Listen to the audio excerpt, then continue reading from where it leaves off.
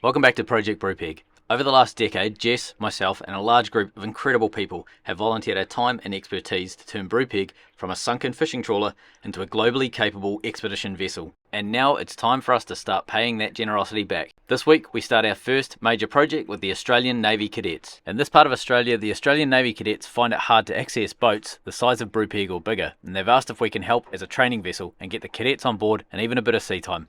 We're starting with a tour of Brupeg to familiarise the cadets with our systems, including things like climbing into the cofferdam to look at the fuel and water tanks up close. For the last 10 years, Jess, myself and our volunteers have worked incredibly hard to make projects like this happen, and none of this would be possible without the support of our incredible Patreon and viewer community, and we just could not have done this without you, so thank you. Alright, that's enough soppiness. Let's get into it. Let's get these cadets on the boat. Today, we're going to be doing 4 groups of 5 or 6, so we'll have about 4 hours of tours, so about an hour each roughly, going through the boat.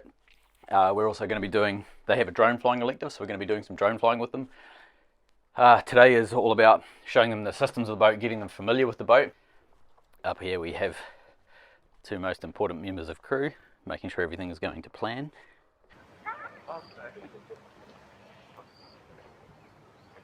So this ceremony that they're doing at the moment is called colours. They do this in the morning, and this is raising the flag, showing respect for the flag. And then in the evening, normally at sunset, they have a ceremony called sunset, and that's dropping the flag. Sometimes at night when they're on parade, they'll do it at 8 PM, but when they can, they actually do it on sunset. The boat is ready to go. This is going to be fun.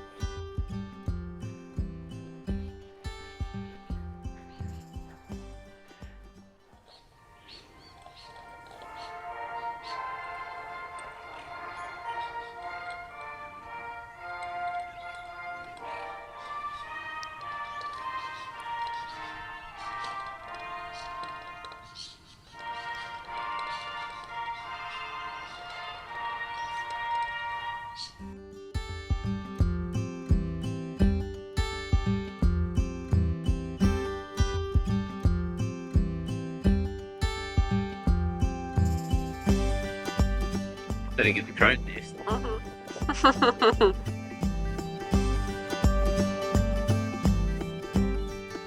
It's been 2 weeks of basically 14-hour days. A few days of hard work. Yeah, so where's it, Dave? Alright. Alright. Great goal! I just want to get a springer set up. How you doing?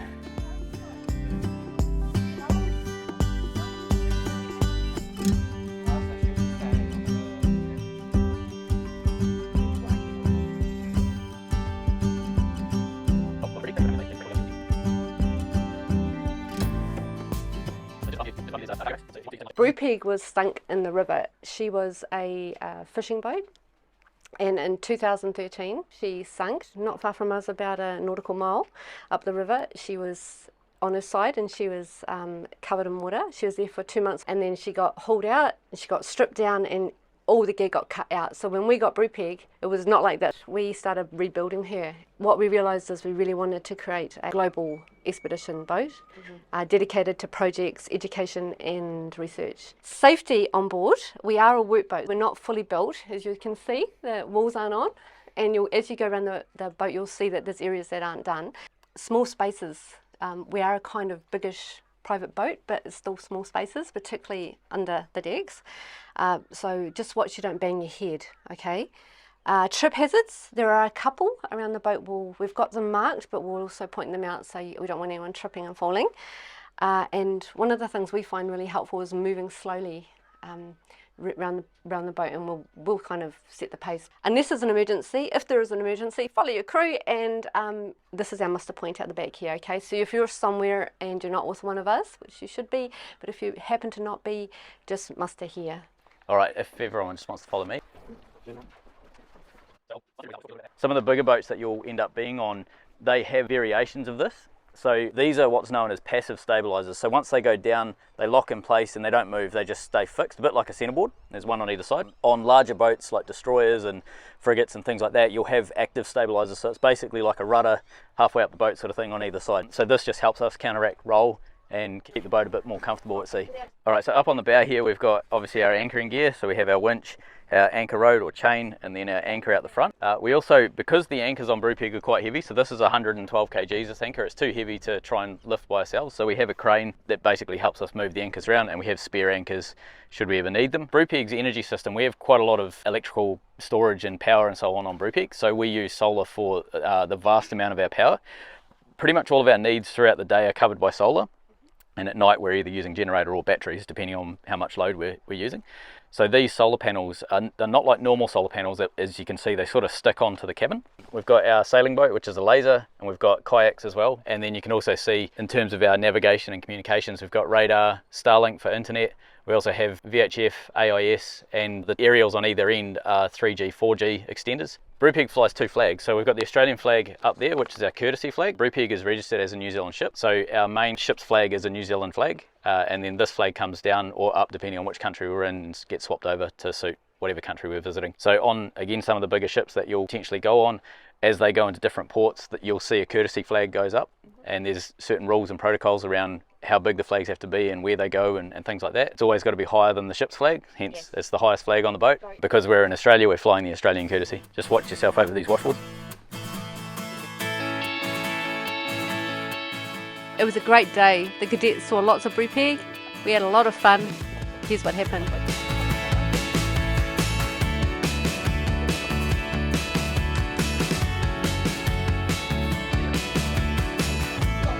Yeah.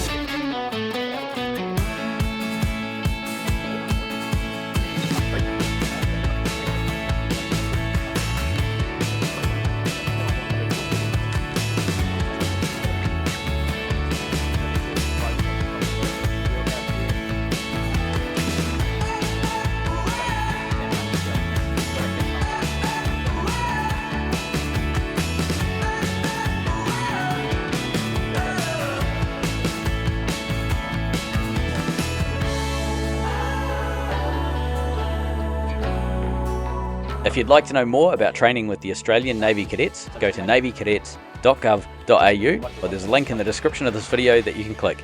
There are training ships all over Australia.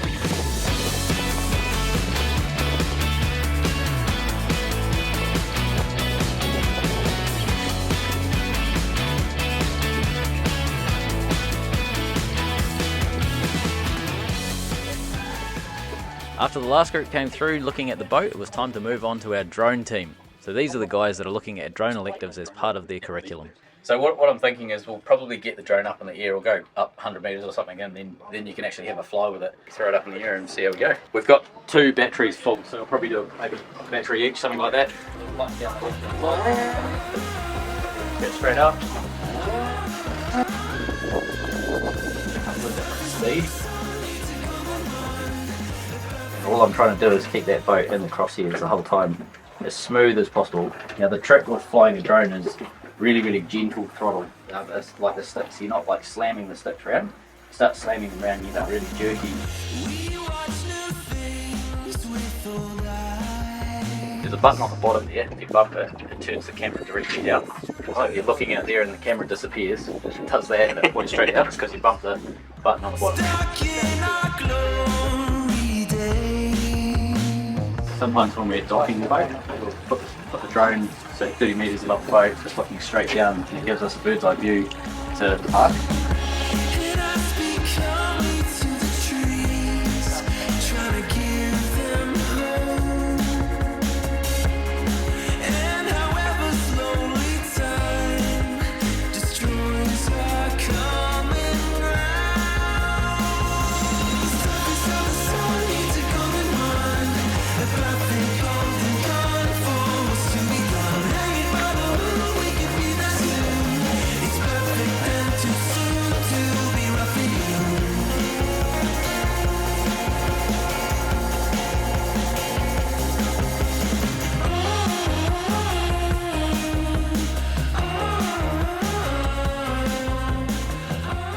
training on Brupeg complete for the day, it was time for all officers and cadets to reassemble on the parade ground for sunset, the flag lowering ceremony.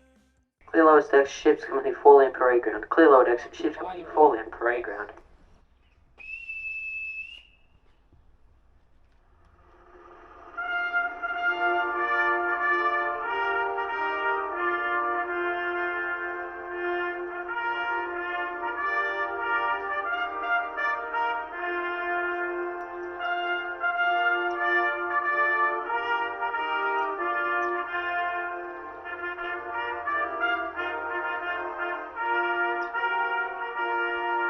That's a happy skipper sitting in her crow's nest.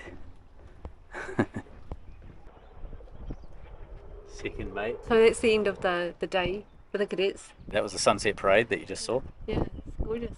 We had 5 groups come through. We had 4 tours of the boat to learn all the systems, and then we had 1 group at the end that's doing a drone elective. And boy, they were good. Yeah, they were fantastic. Of course they were good. Yeah, yeah. They took to it like ducks to water. They were great. Give a teenager a drone, he's expert in about 3 minutes. Yeah.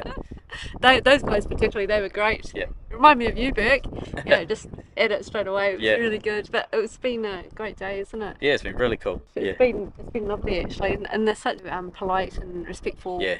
people, and I saw them working with each other. What I really loved was that the teamwork, no one was left taken care of. So No. whether it was someone with crutches or whether it was someone whose the footing wasn't right, or even just are you included, you know, spectacular. Thoughtfulness. Yeah, thoughtfulness and just like the basic care and respect for each other. Yeah. Impressive. I'm left impressed. You? Yeah, good crew. Aussie, you're making some good cadets. Yeah, well done.